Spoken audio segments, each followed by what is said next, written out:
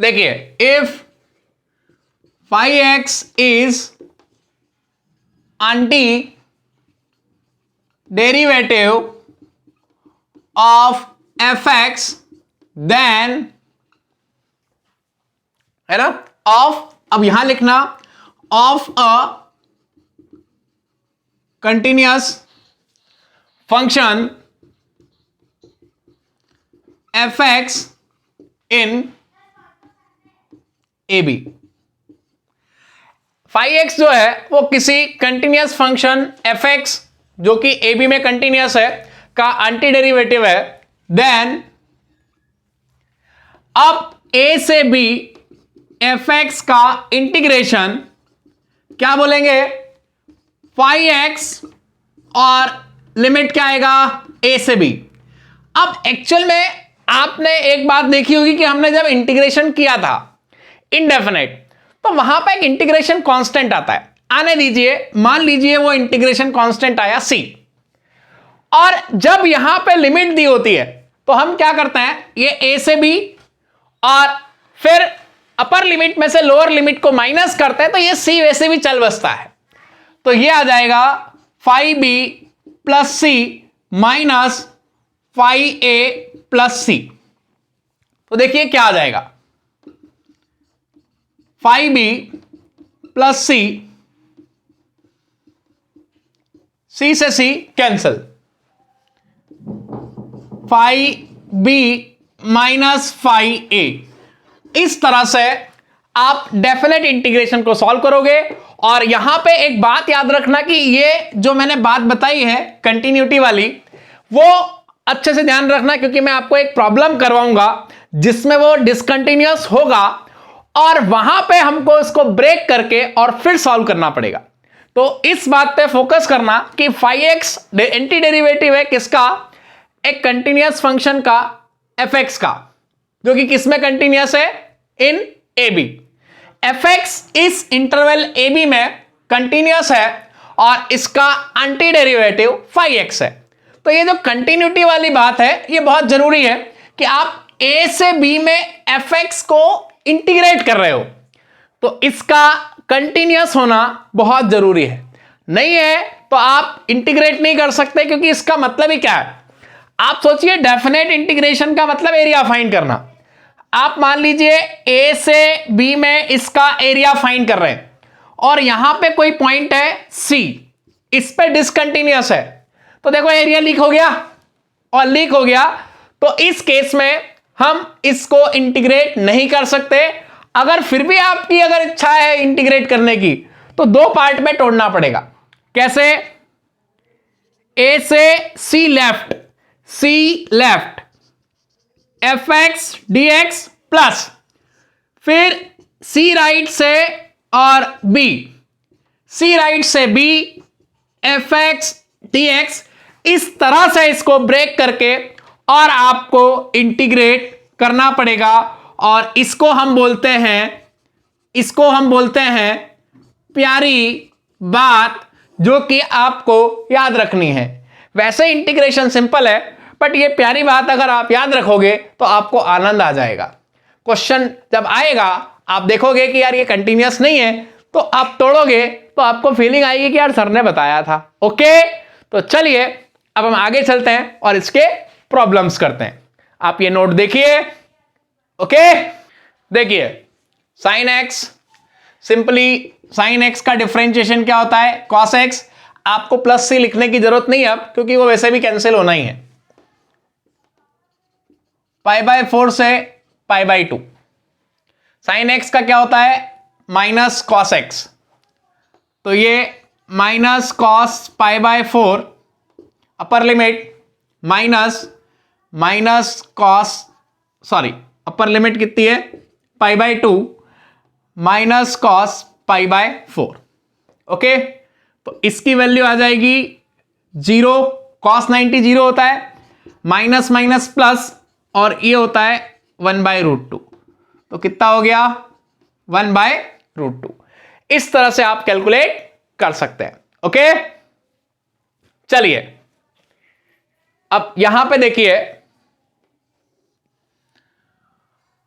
इस क्वेश्चन में और इसमें अब हम आगे चलते हैं। तो ये तो बिल्कुल बेसिक सा क्वेश्चन था, जस्ट आपको ये बताने के लिए कि किस तरह से हम इनडेफिनेट पहले हमने जो पढ़ा और डेफिनेट में हम क्या डिफरेंस ऑब्जर्व करते हैं। तो केवल यहां पे आपको इंटीग्रेशन तो वैसे ही करना है जो आपने पहले किया है, बस अपर लिमिट माइनस क्या करना है, लोअर लिमिट। ओके, चलिए अब यहां पे इस क्वेश्चन में log 1 माइनस टी, मतलब यहां पे देखो आप बेसिक प्रॉब्लम्स से भी डेफिनेट किस तरह से लगाते हो और सब्स्टिट्यूशन में आप डेफिनेट किस तरह से लगाते हो वो मैं आपको यहां सिखाता हूं।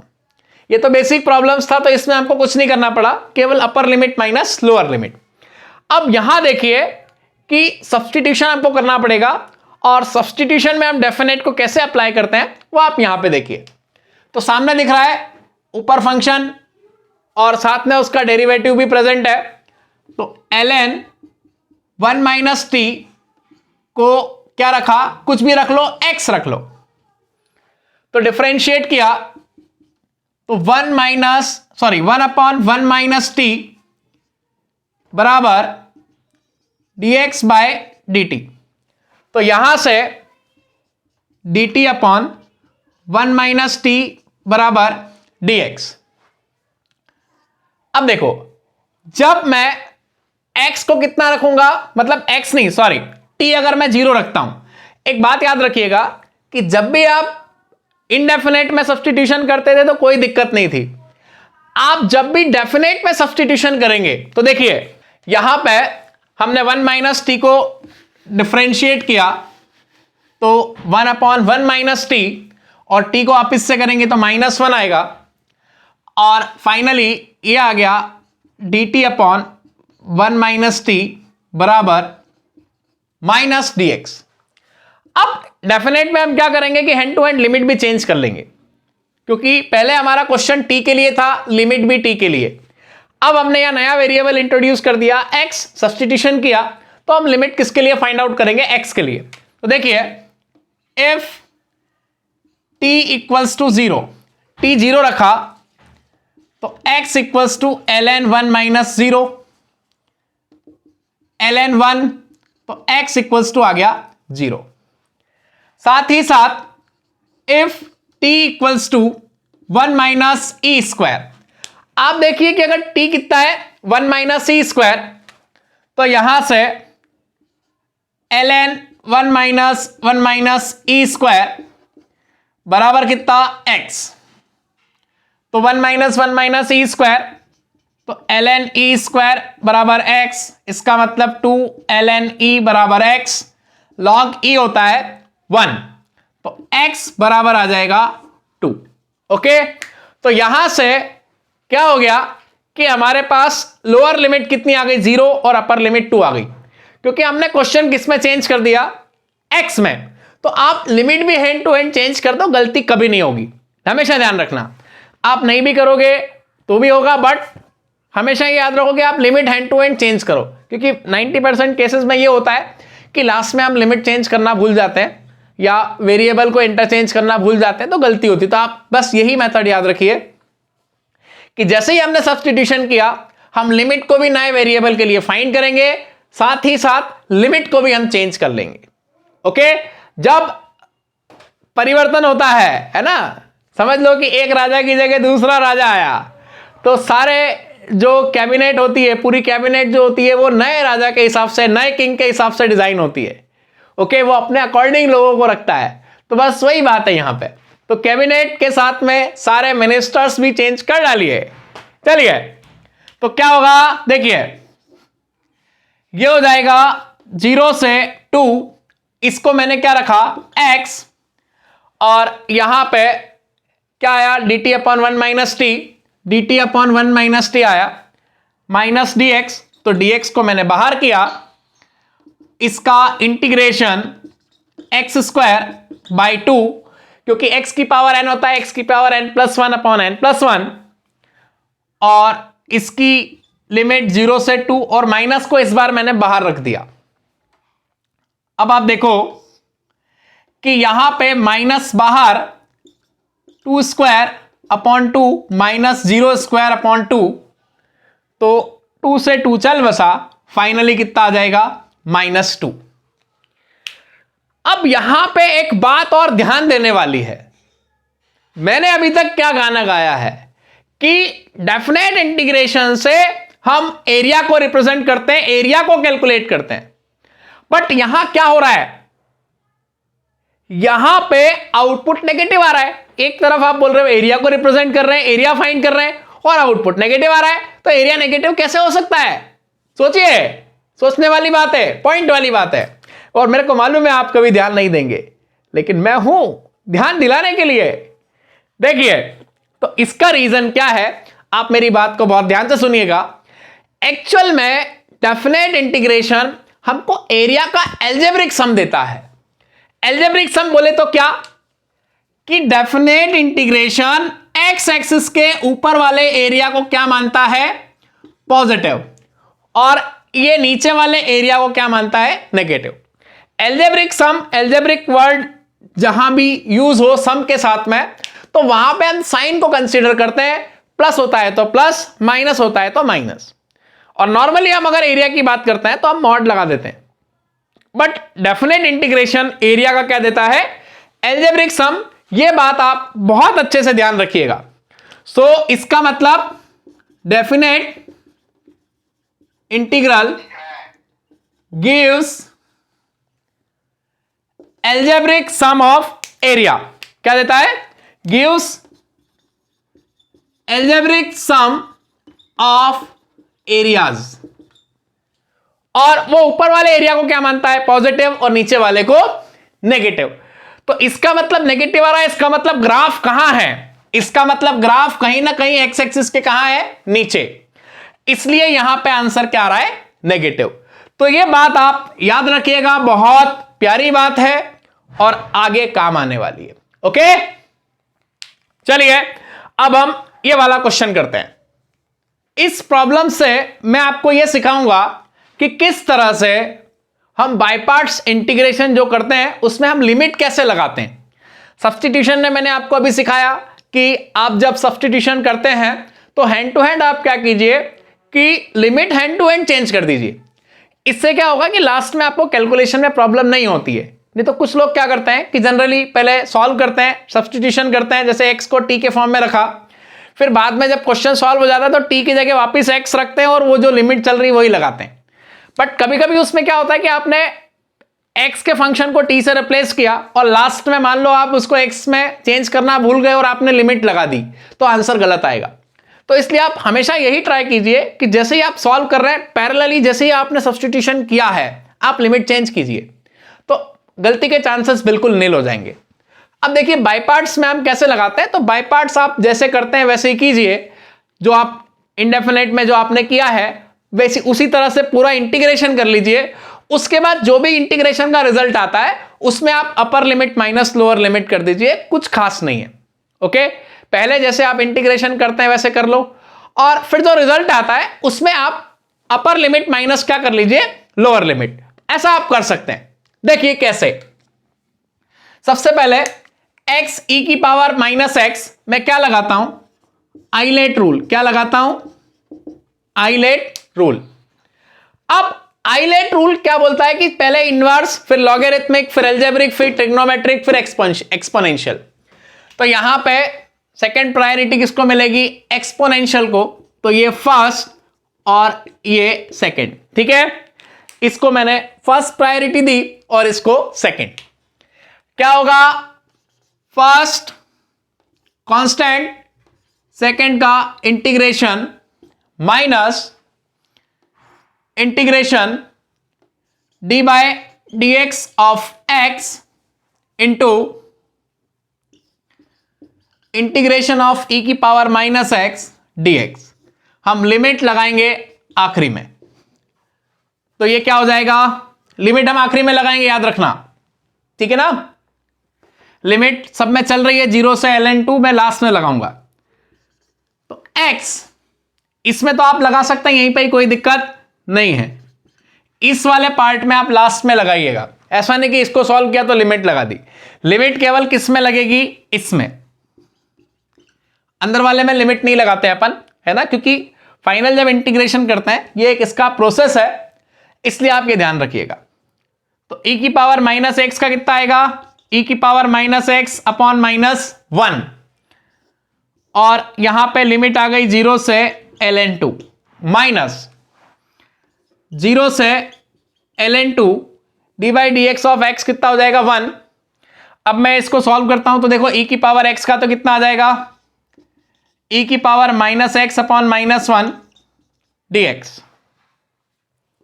ये हो जाएगा ln2 e की पावर माइनस ln2।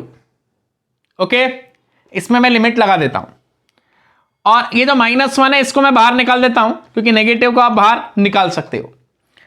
फिर माइनस क्या आएगा 0, तो जैसे ही 0 रखूंगा यहां तो ये तो खत्म ही हो गया। माइनस e की पावर माइनस एक्स का कितना आएगा, अगेन e की power minus x upon minus minus plus 1, और लिमिट क्या आएगी 0 से ln2। ओके, चलिए आगे चलते हैं। तो ये हो जाएगा ln2 माइनस, अब e की पावर इसको लिख सकते हैं ln2 और whole power minus 1, minus ln2, तो इसको ln2 और होल पावर माइनस 1 लिख सकते हैं, माइनस अब e की power ln2 upper limit minus e की power minus 0 lower limit. Okay, चलिए, तो ये हो जाएगा फाइनली माइनस ln2, और आपको मैंने एक बात बताई थी कि a की power ln b base a log b base a, और ये a की पावर में अगर है तो सीधे b नीचे उतर के आ जाएगा, मतलब 2 की पावर ln 3 बेस 2 है तो सीधे 3 नीचे आ जाएगा और ये 3 हो जाएगा। तो माइनस ln2, ये क्या हो जाएगा, ln का बेस e होता है, तो ये 2 एज इट इज नीचे उतर के आ गया, तो ये 2 और पावर माइनस 1 रहेगी, होल पावर कितनी रहेगी माइनस 1 माइनस। अब देखिए यहां पे भी क्या आएगा, e की पावर माइनस ln2, ये कि यही कहानी बनेगी, आ गया, सेम कहानी बनेगी। तो इसको भी मैं अब डायरेक्टली लिख देता हूं, कितना लिख देता हूं, 2 की पावर माइनस 1 और e की पावर 0, ये हो जाएगा 1, तो ये हो जाएगा माइनस ln2 और 2 की पावर माइनस 1 1/2 माइनस 1/2 और प्लस 1। एक एप्पल में से आधा एप्पल गया, आधा एप्पल बचेगा,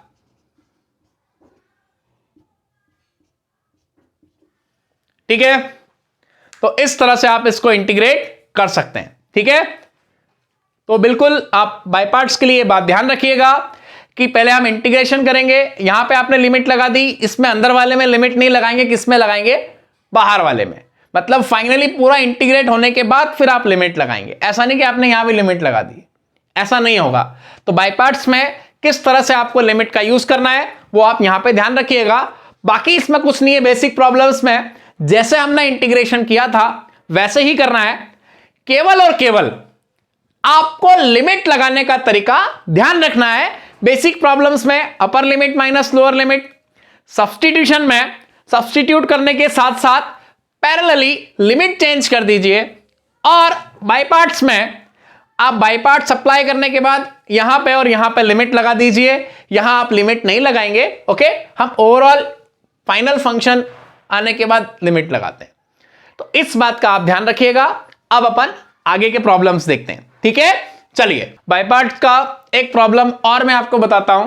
अगेन आइलेट रूल लगाते हैं, इनवर्स लॉगरिथमिक, तो लॉग को फर्स्ट प्रायोरिटी, इनवर्स लॉगरिथमिक, इसके बाद क्या आएगा, ट्रिग्नोमेट्रिक आइलेट, है ना, ILATE, है ना। तो एल्जेब्रिक बाद में आएगा, तो इसको कौन सी प्रायोरिटी देंगे, देखो ILATE आ गया। तो लॉग को कौन सी प्रायोरिटी मिलेगी? फर्स्ट। और एल्जेब्रिक को कौन सी मिलेगी? सेकंड। तो ये फर्स्ट और ये सेकंड।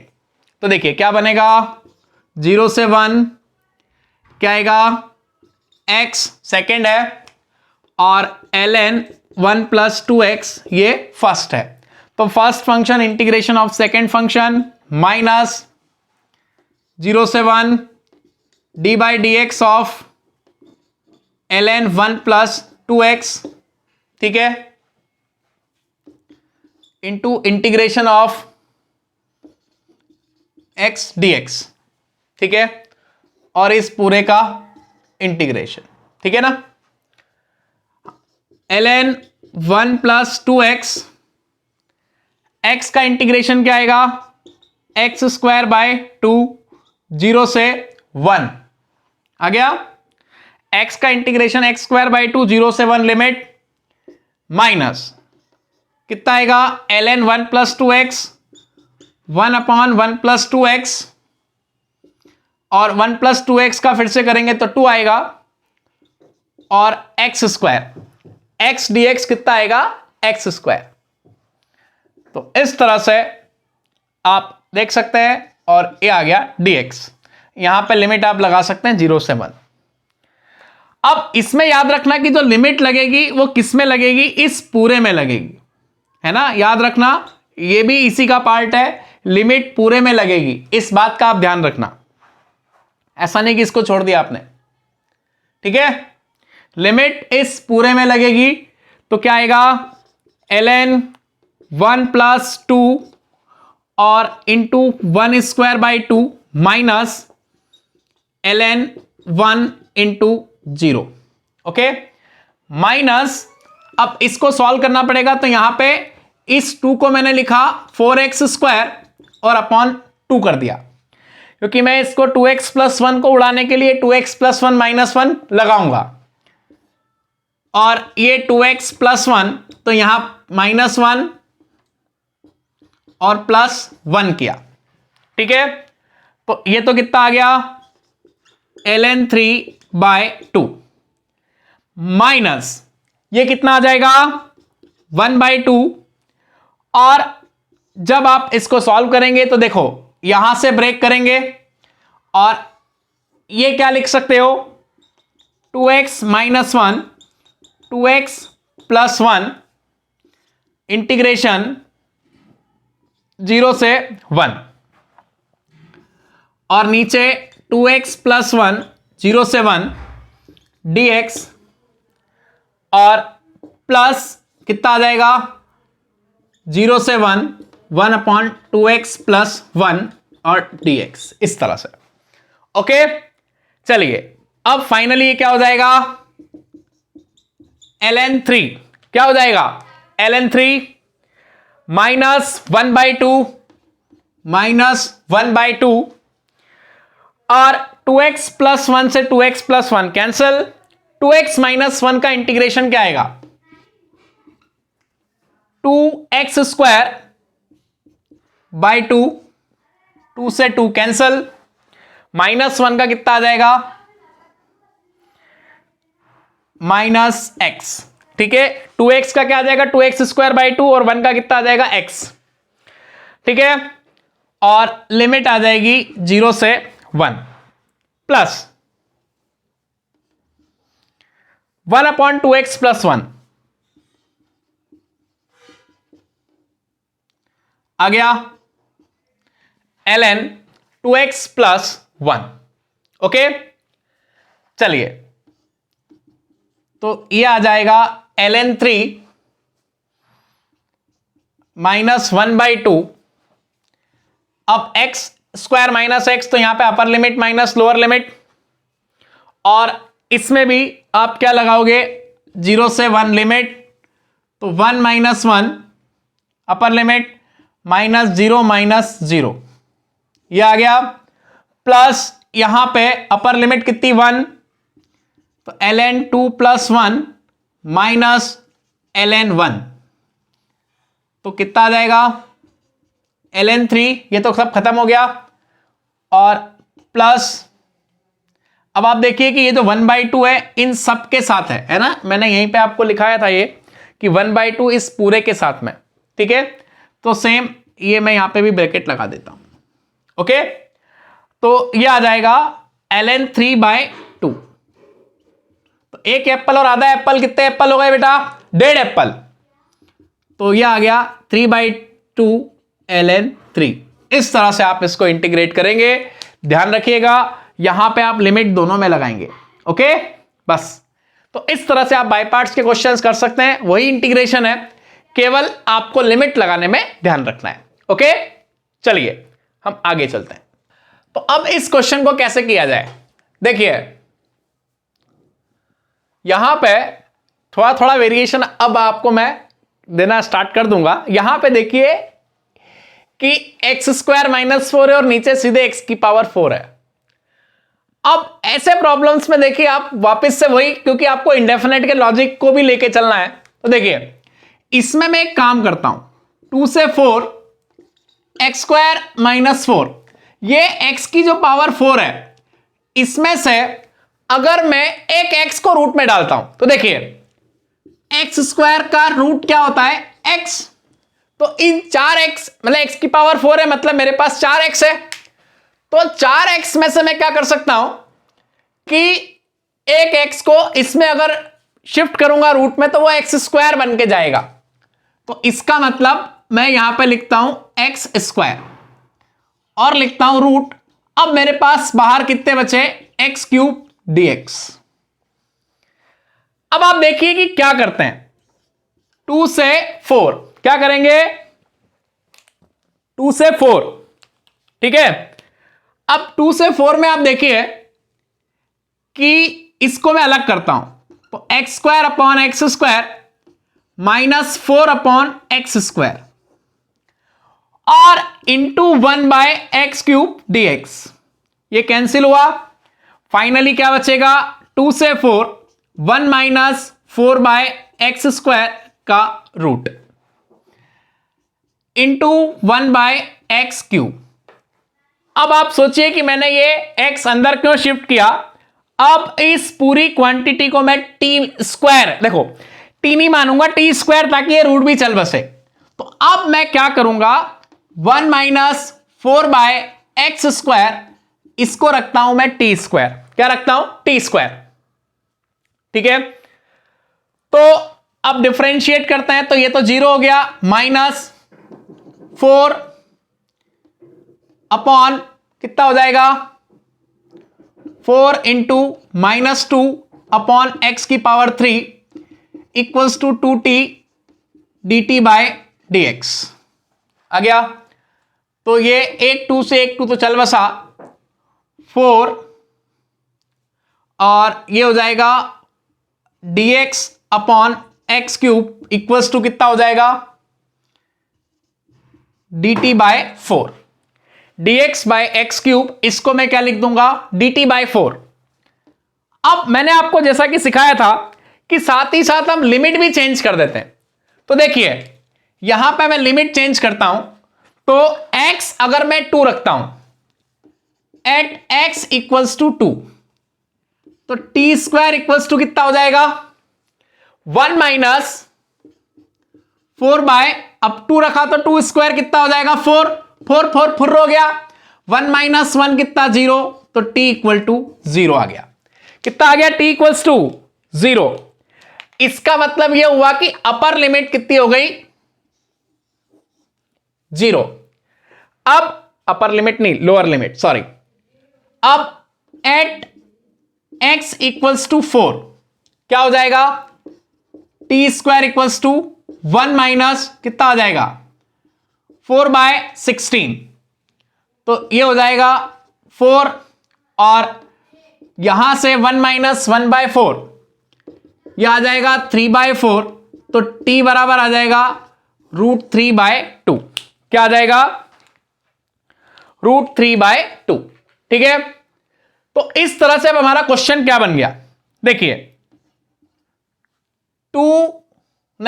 0 से √3/2, इसको मैंने रखा t² और ये क्या बन गया, अच्छा ये t भी है, हाँ यहां पे ये t dt बाय 4, ठीक है, तो ये हो जाएगा t dt बाय 4।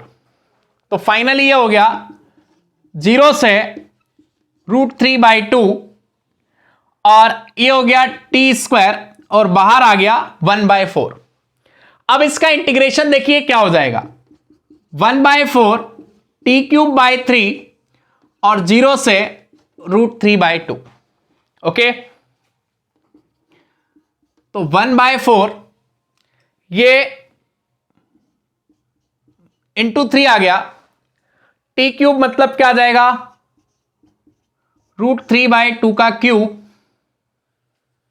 आ गया -0। 3 को मैंने बाहर निकाल लिया, तो ये हो जाएगा 1/12 और √3/2 का क्यूब कितना हो जाएगा, इंटू 3√3 बाय कितना हो जाएगा 8, इस तरह से। तो ये हो जाएगा 3 4 12, तो ये हो जाएगा √3/32। इस तरह से आप इसको सॉल्व कर सकते हैं। क्वेश्चन दिखने में सिंपल था, बट आपको ये लॉजिक लगाना पड़ा, और ये मैंने आपको बताया भी था कि एक x अपन बाहर निकाल लेते हैं और अंदर वाले फंक्शन को क्या करते हैं, t रख लेते हैं, तो यहां एक पावर ज्यादा होती है, बट वो नीचे था और उसमें रूट नहीं था, तो इसलिए एकदम आप इसको कैच नहीं कर पाए, बट आप फिर भी धीरे धीरे जब प्रैक्टिस करेंगे तो आपको आइडिया लगता जाएगा। तो थोड़ा थोड़ा वेरिएशन हम यहां पे भी करेंगे। ओके, तो देखिए कुछ नहीं है, यहां पे केवल आपको क्या करना है, इसमें से एक x को इसको देना है, और x रूट में जाएगा तो x² बन के जाएगा, x³ बाहर जैसे ही मैंने सेपरेट किया पता चल गया कि क्यूब है तो इसको t रख सकता हूं, बट मैंने डिसीजन लिया t² रखने का, क्योंकि रूट है तो हमको फ्रैक्शन पावर में नहीं उलझना है, तो t² रख दो, क्योंकि t² का रूट क्या हो जाएगा t, इससे कैलकुलेशन कम हो जाएगी। ओके, तो इस तरह से अपन कर सकते हैं। और यह बात मैंने आपको बचपन में भी समझाई थी कि जब भी इस तरह की सिचुएशन आए, मान लो या क्यूब रूट होता तो आप क्या रखते, t³, या 4th रूट होता तो यहां रखते t⁴। तो इस तरह से आप खुद से डिसीजन ले सकते हो ताकि आपको वो फ्रैक्शन में ना उलझना पड़े। ओके बेटा, तो चलिए अब हम आगे चलते हैं।